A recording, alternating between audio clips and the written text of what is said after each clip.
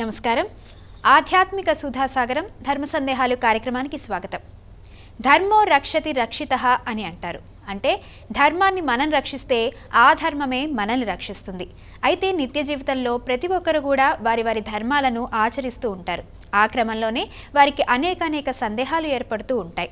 మరి అటువంటి కొన్ని సందేహాలను ప్రేక్షకులు మాకు ఈమెయిల్స్ ద్వారా అలాగే వాట్సాప్ ద్వారా పంపించారు.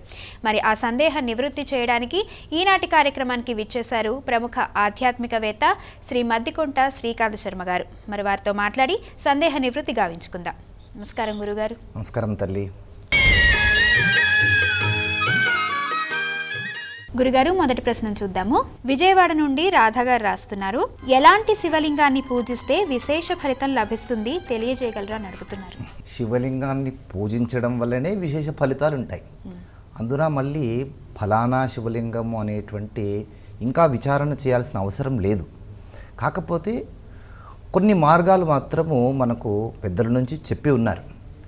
ఈ కలియుగంలోకి వచ్చేసరికి కలౌ పార్థివలింగం పూజయేత్ అంటారు. కలియుగంలో పార్థివలింగాన్ని పూజించడం వలన మీరు అడిగినట్టుగా విశేషమైనటువంటి ఫలితాలు ఉంటాయి. ఈ పార్థివలింగం అంటే ఏంటి? పుట్టమన్నుతో చేసేటువంటి లింగాన్ని పార్థివలింగం అంటారనమాట. మరి ఈ పుట్టమన్నుతో చేసినటువంటి పార్థివలింగాన్ని ఇంట్లో నిత్యము పూజించడం అనేటువంటిది కుదురుతుందా? సాధ్యం కాదు. అలా నిత్యం చేసుకునేటువంటి మహానుభావులు కూడా ఉన్నారు. పుట్టమన్ను ఇంట్లో పెట్టేసుకొని కాస్త పాదరసం కలిపేసుకొని అందులో కస్తూరిని కలిపేసుకొని నిత్యము ఇంత శివలింగం చేసి పూజించుకునేటువంటి నిత్యం పూజించుకునే మహానుభావులు కూడా ఉన్నారు. కానీ సామాన్యులకు సాధ్యం కాదు. అలాంటి సామాన్యులు మరి ఎలాంటి శివలింగాన్ని పూజిస్తే విశేష ఫలితాలు కలుగుతాయి అనేటువంటిది ఈ సందేహంలో మనం అర్థం చేసుకోవచ్చు.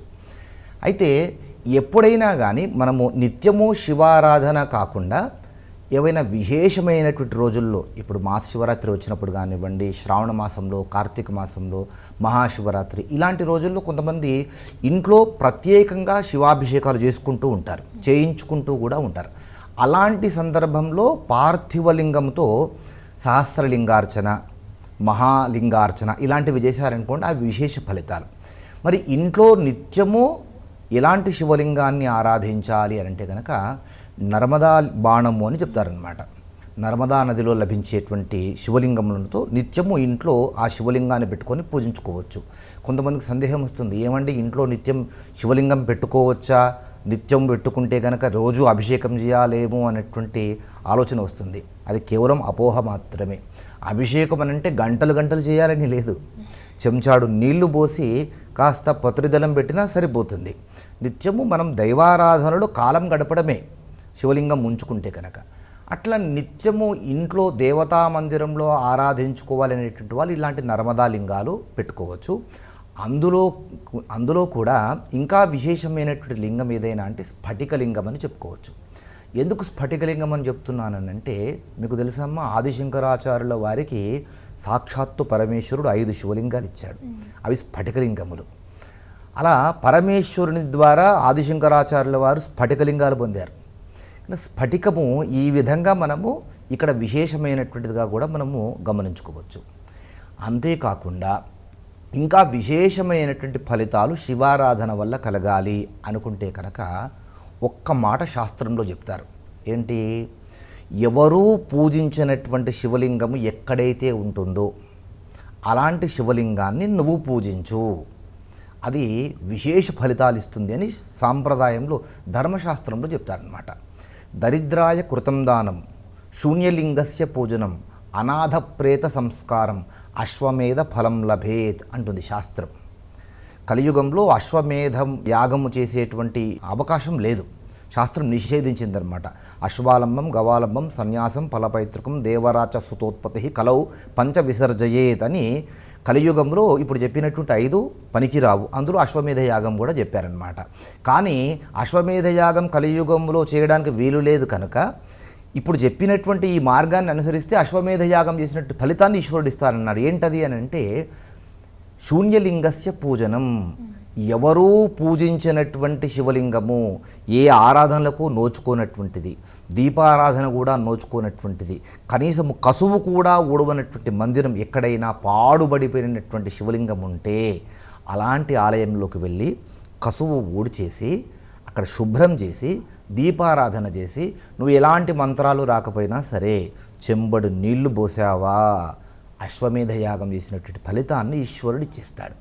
ఇన్ని మార్గాలు శివారాధనలో చెప్పారు కనుక ఇంట్లో నిత్యం ఆరాధించాలంటే ఇప్పుడు చెప్పినటువంటి శివలింగాలు, ఇంకా విశేష ఫలితాలు లభించాలంటే ఇప్పుడు చెప్పిన మార్గాలు చేస్తే శివానుగ్రహం అపారంగా లభిస్తుంది. మరొక ప్రశ్న చూద్దాం గురుగారు. హైదరాబాద్ నుండి అరుణ గారు రాస్తున్నారు, పాపి చిరాయువు అని ఎందుకంటారు తెలియజేయగలరా? చాలా సందర్భాల్లో మనం వింటూ ఉంటాం, వినడమే కాదు కొంతమంది అంటూ కూడా ఉంటారు. అంటే పాపి చిరాయువు అంటే పాపాత్ములు చిరకాలంగా బతుకుతారు అని అర్థం. దీనికి ముందు ఇది ఒక సుభాషితంలోని ఒక వాక్యం అన్నమాట. దీనికి ముందు ఇంకొక 3 వరుసలు ఉన్నాయి. ఏంటా వరుసలు అనంటే దాతా దరిద్ర కృపణో ధనాఢ్య పాపీ చిరాయు సుకృతి గతాయు అనేటువంటిది సుభాషితం అన్నమాట. ఇందులో ఏం చెప్తున్నారు? కలియుగం యొక్క లక్షణాలు చెప్తున్నారు. ఈ కలియుగంలోకి వచ్చేసరికి ఎవరు ఏ విధంగా ప్రవర్తిస్తారు, కలి ప్రభావం, మంచిగా ఉన్నటువంటి వాడిని కూడా అప్పటికప్పుడు మార్చేస్తాడు కలి. అలాంటి కలి ప్రభావము ఈ కలియుగంలో ఎట్లా ఉంటుంది అని ఈ సుభాషితంలో చెప్తున్నారనమాట. ఇది నీతి శాస్త్రంలో చెప్పేటువంటి శ్లోకం. దాతా దరిద్ర అన్నారు. దానం చేయగలిగేటువంటి గుణం ఉంటుంది, దానం చేయాలి అనేటువంటి ఆలోచన ఉంటుంది. కానీ అంత మంచి మనస్సు ఉండి అయ్యో నేను దానం చేద్దామన్నట్టు ఆలోచన ఉన్నటువంటి వాడికి చేద్దామంటే ధనం ఉండదు. అట్లాంటి పరిస్థితి ఉంటుందన్నమాట. దానం చేయగలిగేటువంటి ఆలోచన ఉన్నటువంటి వాడు దారిద్ర్యంలో ఉంటాడు. దాతా దరిద్ర కృపణో ధనాఢ్య, ఎలాంటి దాన ధర్మాల మీద ఆసక్తి లేనటువంటి వాడు ధనాఢ్యుడై ఉంటాడట. అపారమైనటువంటి ధనం వాడి దగ్గర ఉంటుందట. పాపీ చిరాయు, మనం ఇక్కడ మాట్లాడుకుంటున్నటువంటి వాక్యం ఇక్కడ వచ్చింది చూసారా? పాపీ చిరాయు, పాపము చేసేటువంటి వాడు దీర్ఘకాలం బతికి ఉంటాడు అని ఇక్కడ చెప్తున్నారు. కలి ప్రభావం అట్లా ఉంటుందని. సుకృతి గతాయు, మంచి పుణ్యకార్యములు ఆచరించేటువంటి వాని యొక్క ఆయుస్సు ఈ కలియుగంలో అల్పంగా ఉంటుంది అని, కలి ప్రభావం ఏ విధంగా ఉంటుందని ఈ నీతి శాస్త్రంలో చెప్పినటువంటి శ్లోకంలో చెప్తారనమాట. దీన్ని బట్టి అంటే 100 ఏళ్ళు బతికేటువంటి వాళ్ళందరూ పాపాత్ములని మనం ఇక్కడ భావించాల్సిన అవసరం లేదు. ఈ వాక్యాన్ని బట్టి కొంతమంది బాధపడుతూ ఉంటారు. ఇప్పుడు సహస్ర చంద్ర దర్శనం అనేటువంటి ఒక కార్యక్రమం ఉంటుంది మనకు వైదిక విధానంలో.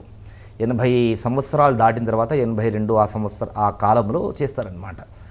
ఆ వయస్సు వచ్చిన తర్వాత వారి జీవితంలో 1000 పుణ్యములు చూసినందుకు వారికి సహస్ర చంద్ర దర్శనం అనేటువంటి కార్యక్రమం చేస్తారు. అంతకాలం జీవించాలి కదా, మరి అంతకాలం జీవించాలంటే ఆయన నల్గొండ నుండి గౌరీ గారు రాస్తున్నారు, పంచాయతన దేవతలు అంటే ఎవరు, పంచాయతన పూజ ఎలా చేయాలి తెలియజేయగలరు అని అడుగుతున్నారు. పంచాయతనము 5 మంది దేవతలను కలిపినటువంటి సాంప్రదాయం, పూజా విధానం. దీన్ని పంచాయతనం విధానము, పూజా విధానం అంటారు. ఎవరు ప్రతిపాదించారు? ఆదిశంకరాచార్యుల వారు ఈ పంచాయతన పూజా విధానాన్ని ప్రతిపాదించారు. ఆదిశంకరాచార్యుల వారు ప్రతిపాదించడానికంటే ముందు మరి ఈ పంచాయతన పూజ లేదా అంటే ఉంది. అప్పటికే పంచాయతన పూజ ఉంది.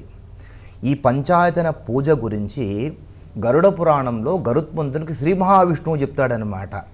ఎవరైతే విష్ణువును, శివుడిని, అంబికను, గణపతిని, సూర్యుడిని ఆరాధన చేస్తారో అలాంటి వారు నాకు ఇష్టం అంటాడు. ఎవరు? శ్రీ మహావిష్ణువు. గరుడ పురాణంలో చెప్తారు. దీన్ని బట్టి మనకేమర్థమవుతుంది? శ్రీ మహావిష్ణువుకే ఎలాంటి భేదము లేదు శివకేశవుల పట్ల అని అర్థమవుతుంది కదా. ఇలాంటి పంచాయతన పూజా విధానం అనేటువంటిది ప్రతి హిందువు యొక్క కర్తవ్యం. ప్రతి హిందువు తమ ఇంట్లో 5 మంది దేవతల ఆరాధన చేయాలి. ఎవరా 5 మంది దేవతలు? శివం, విష్ణుం, సూర్యం, గణేశం, అంబికం. ఈ 5 మందిని పంచాయతన దేవతలు అంటారనమాట. ఇప్పుడు నీకు శివుడంటే ఇష్టం, నువ్వు శివారాధన చేయాలనుకున్నావు, మధ్యలో శివలింగాన్ని పెట్టాలి. ఇంకా 4 దేవతలు ఉన్నారుగా. ఈ 4 దేవతలను ఈశాన్యంలో విష్ణుమూర్తిని, ఆగ్నేయంలో సూర్యనారాయణ మూర్తిని, నైరుతిలో గణపతిని, వాయువ్యంలో అంబిక అంటే అమ్మవారిని, ఇలా పెట్టి మధ్యలో శివలింగాన్ని పెట్టామనుకోండి, దీనిని శివ పంచాయతనము అంటారు. నీకు శివుడు అంటే అపారమైనటువంటి భక్తి కనుక శివుడు మధ్యలో ఉన్నాడు, మిగతా దేవతలను నువ్వు ఎక్కడ తక్కువ చేయడం లేదు, శివుణ్ణి ఇంకెక్కువగా ఆరాధిస్తున్నావు. శివునితో పాటు వీళ్ళందరి ఆరాధన చేయడము శివ పంచాయతన పూజ. నీకు విష్ణువు ఎక్కువగా ఇష్టం, అప్పుడు విష్ణువు మధ్యలోకి వస్తాడు, మిగతా దేవతలు చుట్టూ ఉంటారు, అది విష్ణు పంచాయతనం అవుతుంది. గణపతే అధికంగా ఇష్టము, గణపతి మధ్యలోకి వస్తాడు, ఇతర దేవతలు చుట్టూ ఉంటారు, గణేష పంచాయతనం. అట్లనే అంబికా పంచాయతనం, సూర్య పంచాయతనం. అంటే మనకున్నటువంటి శైవం కానివ్వండి, వైష్ణవం కానివ్వండి, గాణాపత్యం కానివ్వండి, శాక్తేయం కానివ్వండి, సౌరం కానివ్వండి, ఈ 5 సాంప్రదాయాలు ఉన్నాయి. 5 సాంప్రదాయాల్లో ఉన్నటువంటి దేవతలను ఒక్క చోటిగా పెట్టి ఎవరూ తక్కువ కాదు అనేటువంటి భావనతో ఆదిశంకరాచార్యుల వారు ఈ పంచాయతన విధానాన్ని ప్రతిపాదించారు. ఇది మన సాంప్రదాయము. ప్రతి హిందువు ఇంట్లో ఈ 5 మంది దేవత ఆరాధన ఖచ్చితంగా జరిగి తీరాలి. దీనిని పంచాయతనము అంటారు. మరొక ప్రశ్న చూద్దాం గురుగారు. అలాగే తల్లి. నందిగామ నుండి సీతామహాలక్ష్మి గారు రాస్తున్నారు, దానం ఎలా ఇవ్వాలి, ఎలాంటి వారికి ఇవ్వాలి తెలియజేయగలరు అని అడుగుతున్నారు. దానము శ్రద్ధగా ఇవ్వాలి. శ్రద్ధయా దేయం అని చెప్తారు. శ్రద్ధగా దానం చెయ్యాలి అని చెప్తారు. దానం ఇచ్చేటువంటి సమయంలో నాకు ఉంది అతనికి లేదు అనేటువంటి భావన ఉండకూడదు. ఈశ్వరుడు నాకు ఇవ్వగలిగేటువంటి శక్తి ఇచ్చాడు గనక నేను ఎవరైతే ఈ వస్తువు అవసరం ఉందో అలాంటి వారికి నేను దానం చేస్తాననేటువంటి మంచి ఉద్దేశంతో దానం చేయాలి. చేసేటువంటి సమయంలో ఎవరికి దానం చేయాలి అని అడుగుతున్నారు కదా, అపాత్ర దానం చేయకూడదు. ఇది ప్రధానంగా గుర్తుపెట్టుకోవాలి. అంటే ఉన్నవాటికే దానం చేయడం అనేటువంటిది అపాత్ర దానం అవుతుంది. పాత్రత నెరిగి దానం చేయాలి. ఎవరికి ఏది లేదో దాన్ని దృష్టిలో పెట్టుకొని వాళ్లకు అది ఇవ్వడాన్ని, అది కూడా శ్రద్ధగా చేయడాన్ని, చేసేటువంటి సమయంలో అహంకారము లేకుండా నేను చేస్తున్నాను అనేటువంటి అహంకారం లేకుండా ఇవ్వడాన్ని అసలైనటువంటి పాత్రత నెరిగి చేసేటువంటి సత్పాత్రదానం అంటారనమాట. ఇంతకుముందు ఒక శ్లోకం చెప్పాను చూసావమ్మా, దరిద్రాయ కృతం దానం శూన్యలింగస్య పూజనం చెప్పాను చూసావా. అదే శ్లోకంలో మొదటి వరుసలో దరిద్రాయ కృతం దానం, ఎవరైతే దారిద్ర్యంలో ఉన్నారో అలాంటి వాళ్ళను గుర్తించి దారిద్ర్యంలో ఉన్నటువంటి వారికి దాత ఆ వస్తువును దానం చేయడం వలన ఇరువురికి కూడా సౌఖ్యం లభిస్తుంది. అలా దారిద్ర్యంలో ఉన్నటువంటి వాడికి దానం చేయడం వలన దానం చేసినటువంటి వ్యక్తికి అశ్వమేధయాగం చేసినటువంటి ఫలితం లభిస్తుంది. దరిద్రాయ కృతం దానం అశ్వమేధ ఫలం లభేత్ అని చెప్తారు. అంటే దానం చేయడంలో ఇప్పుడు ఒక ధాన్య దానం, బియ్యము దానం చేయమన్నప్పుడు ఎవరో ఒక పండితుడు అతను 3 పూటల చక్కగా తినగలిగినటువంటి శక్తి ఉన్నటువంటి వాడు ఉన్నాడు. అలాంటి వాడికి దానం ఇస్తే ఏమైనా ఉపయోగం ఉందా? వాడికి 3 పూటల్లో నువ్వు ఇచ్చేటువంటిది ఎందుకు పనికిరాదు. అదే ఒక పూట కూడా సరిగా తినలేనటువంటి వాళ్ళు ఉంటారు. అలాంటి వాడికి నువ్వు ఒక బస్తా బియ్యం ఇచ్చావనుకో, నీ పేరు చెప్పుకొని రోజు 2 పూటలు తింటాడు. 3 పూటలు వాడు తినకపోయినా 2 పూటలు కడుపు నిండా తినగలుగుతాడు. అప్పుడు ఎంత పుణ్యము. కొంతమంది అమ్మ వ్రతాలు చేస్తూ ఉంటారు, మీరు ఆడవాళ్ళు. ఇలా వ్రతాలు చేసేటువంటి సమయంలో అందులో వాయనాలు ఉంటాయి. ఈ వాయనాలు ఏం చేస్తూ ఉంటారంటే కొన్ని వాయనాలు పట్టుచీర ఇవ్వాలి. ఇలా పట్టుచీర ఇచ్చేటువంటి సమయంలో అమ్మో ఈ పట్టుచీర బయట వాళ్ళకి ఇచ్చేస్తే వెళ్ళిపోతుంది అని చెప్పేసి ఈ అమ్మాయి ఏం చేస్తుంది, ఆ ఇంట్లో ఉన్నటువంటి ఆడపడుచుకు ఇస్తి వాయనం పుచ్చుకుంటే వాయనం, నేను నీకు ఇస్తాను వదినా, నువ్వు నాకు ఇవ్వు వదినా అని ఒకరికొకరు ఇచ్చుకుంటారు. అలాంటివి ఫలితాలు ఇవ్వవు.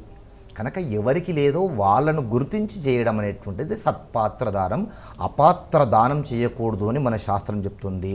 శ్రద్ధగా చేసేటువంటిదే దానము. అలా చేయాలి. మరొక ప్రశ్న చూద్దాం గురుగారు.